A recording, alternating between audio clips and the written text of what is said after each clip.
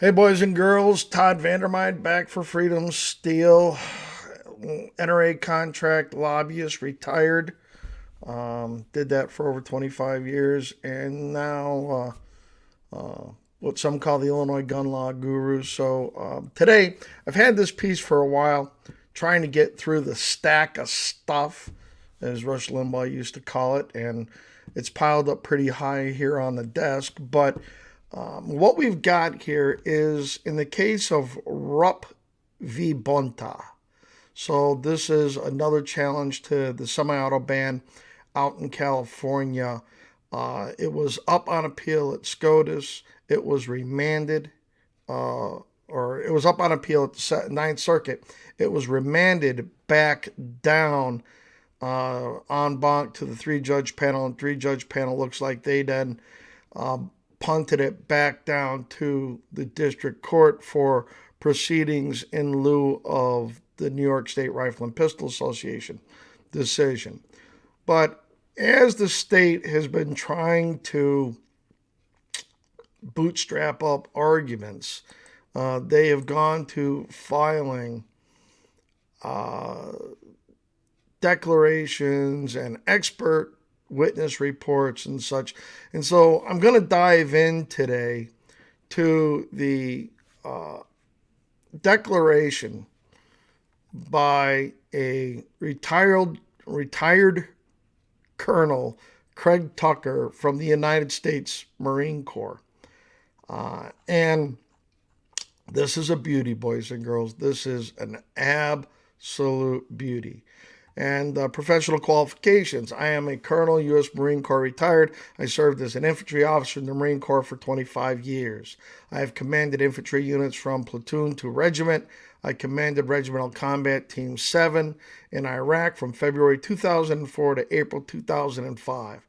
During my time in Iraq, I commanded 22 different U.S. Marine, U.S. Army, and Iraqi Army battalions and exercised tactical control over naval special warfare and U.S. Special Forces and supported national Tier 1 assets. I commanded the regiment in both Fallujah battles and numerous smaller battles. I was the target of 9 assassination attempts and was wounded in Huzabah, Iraq. I don't speak that language. In July 2004. Upon my return from Iraq, I was assigned to the U.S. Marine Corps National Training Center and was responsible for training and certifying units for combat in Iraq and Afghanistan. He goes on to beat his chest about all those fruit salad awards he got for whatever.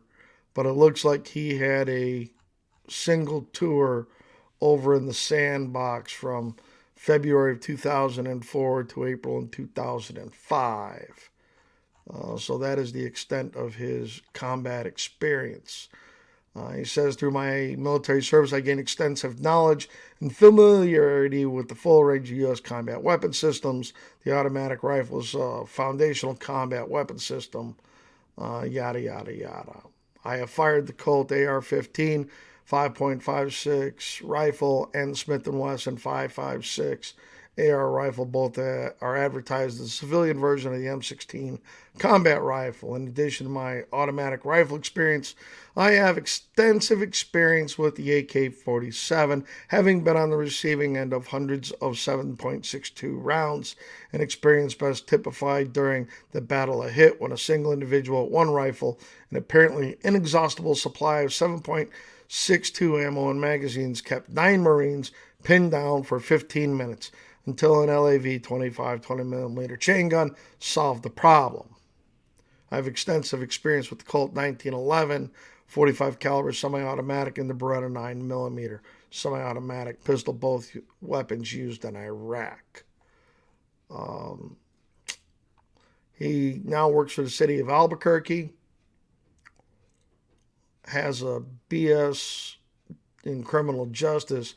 I think he's just got a degree in BS in general when you get down to this other stuff. I've reviewed the statutory definitions of assault weapon as defined under California Assault Weapons Control Act and California Penal Code 30515A. And under Penal Code 30515A something else. Semi-automatic centerfire rifle does not have a fixed magazine, qualifies as an assault weapon. Talks about thumbhole stocks. Yay. Here's where it gets deep, boys and girls.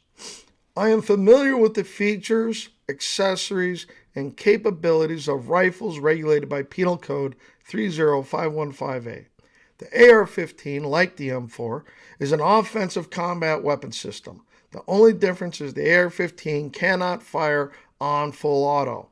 Continuous shots fired in succession so long as the trigger is pulled. Or burst, several shots fired in succession with a single pull of the trigger. A Buchanan difference, all right, that cannot serve to support a non-combative role for the AR-15. In my experience, soldiers are trained to set select fire weapons to semi-auto mode so that a single round is fired with the pull of each trigger. An M4, M16 on full automatic is an area fire weapon. The auto rate of fire makes the weapon too difficult to control on a point target. A rifle fire on full automatic is not aim fire, uses excessive amount of ammunition, and will damage the weapon if used too often. In fact, in my 14 months of combat, I did not once see an M4 M16 fired on full auto. Really. Semi-auto function is used almost exclusively in combat when operated in the semi-auto mode, and the AR-15 and M4 share the same rates of fire, the same maximum effective range, and the same maximum range. Use the same magazines designed for combat and the same ammunition. The AR-15 and M4 are both designed to fire a 223 round that tumbles upon hitting flesh and rips through the human body. A single round is capable of severing the upper body from the lower body. Let me repeat that again. A single round is capable of severing the upper body from the lower body, or decapitation. The round is designed to kill, not wound, and both the AR-15 and M4 contain barrel rifling to make the round tumble upon impact and cause more severe injury. The combination of automatic rifle and 223 round is a very efficient killing system. The same can be said of the AR-15. Boys and girls, do you know what this is? It is too deep to save the boots. Let's try and save the watch. You're right, Colonel. You have a BS degree. You have the ultimate BS degree. I don't know of a single person that has served in the military, especially in combat tours, that has seen a single round from an AR-15 split a human body in half. I don't know what kind of sci-fi bullshit you are watching on the TV. I don't know what your combat experience actually was. Because what you're describing is something more akin to something out of an A-10 Warthog 30 millimeter GAU. Not a simple 5.56. Not a 5.56. This little itty bitty .224 caliber projectile.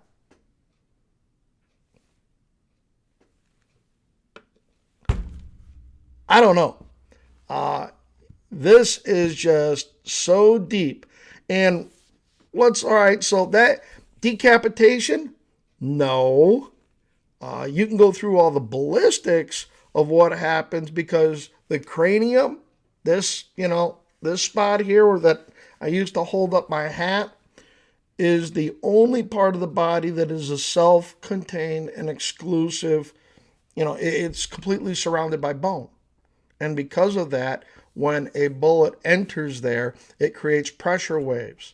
And since it is not like our torso or other parts of our body that are fleshy and are not like a turtle in a shell. Those pressure waves have nowhere to go. Therefore, that's why headshots are often catastrophic in what happens to them. And there are discussions that there have been what they call canoeing incidents that have happened over in Iraq and Afghanistan. That is very different. But absolute decapitation, you take a 223 round here, I'm not even sure that's enough to just sever your head from your body. But again, you seem to just, I don't know, absolutely fail to have any understanding of ballistics.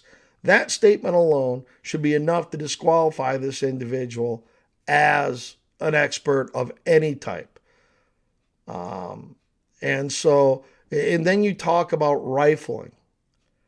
Barrel rifling to make the round tumble upon impact. Okay, what's that? Because the whole reason we went from smoothbore muskets to rifling was to stabilize the bullet in flight. Just like when a quarterback throws a pass in a football, that you get that spiral motion to make it spin more true, make it not yaw as much, make it run a line, not some sort of elliptical pattern, and all that. And bullets and the way they are designed aerodynamically, like this 70 grain 223 bullet are designed to travel like this, not like this. There is no rifling that gets them to go end over end. That rifling doesn't exist. And what happens to a bullet on impact is based on the construction of the bullet, the velocity of the bullet at impact. It is based upon the type of bullet, whether it's a FMJ, full metal jacket, a hollow point, a soft point. They're all different. They're all designed to react differently when they hit things. I can tell you from hunting big game on several continents that bullet selection is very critical.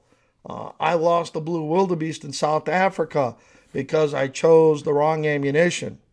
168 grain bolt-tailed hollow points are not the right ammunition for hunting even medium-sized game in South Africa. I should have stuck with the soft points on that one. I didn't. That's why I switched up to my 300 Win Mag, and I used it for the duration on all those. Never lost an animal after that. But bullets are designed to do certain things. Black Talon handgun ammo was a victim of its own marketing because it was so good. But there are no bullets that are designed to tumble upon impact. Actually, when a bullet hits, the nose starts to mushroom out. Now, if it hits a bone, it may be deflected.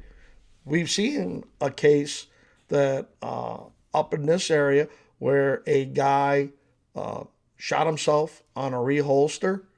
Bullet traveled in the thigh, out the thigh, into his other thigh, caught a bone, and then ran down those bones and got trapped between the tibia and the fibula. That happens. That's a possibility. And whatever that bullet does on the path in between that distance that it travels, but designed to tumble? No. And the reason bullets are designed to expand, they are designed to expand so that you create more surface area. The more surface area you create, the more force it takes to push that bullet through. Remember that when we are using ammunition for self-defense in particular, we are trying to stop something that is flying between 950 feet and 1,300 feet per second in this 12 inches that is the normal human torso. A lot of it filled with air and space. It's not designed to tumble. They're designed to open up, create resistance, create a bigger wound cavity. There are stories in combat of guys getting hit in helmets with a bullet and it traversing the inside of the helmet and coming out or falling out the other side and leaving the guy a pretty nasty, scar, like he almost got scalped. But those are few and far between. But that's what happened. That is physics. That's what happens when a moving object hits something else, and then that energy is redirected in a different path. But there is no tumbling bullet. Some of the early tumbling stories that arose out of Vietnam were because they had the wrong rifling in the barrels, and it was overspinning the bullet and making it unstable in flight. Not because, in today's modern, ARs are typically running a 1 in 9 or a 1 in 7 twist designed for the heavier 62 grain bullets. This colonel seemed to have gotten himself run out of the Marine Corps for having a interaction with a subordinate, according to a couple of news stories here.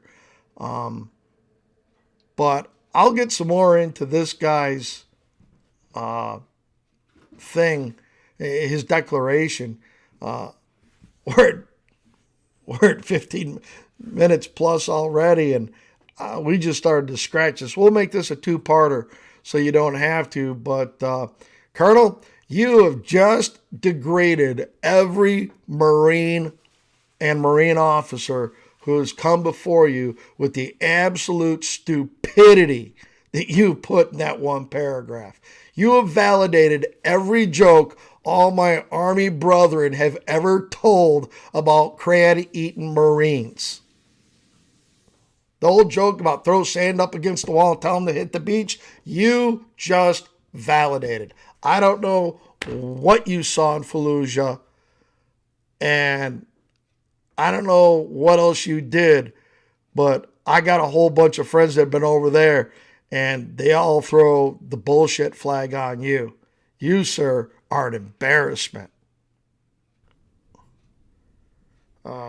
As always, thanks for watching. We'll do more on this. Chuck Michelle, who's handling this case from Michelle and Associates and Costas, they sent me this declaration over a week ago. I see it's now starting to take off on the internet, so I thought I'd get to it. We've actually got the copy of the rebuttal that was filed by these guys. We'll get to that, to where there's a ballistics guy that just shreds Colonel Tucker here. So as always, like, subscribe, hit the notification bell, do all that stuff. Copy and paste our link around to social media and the other places. And as always, frag out.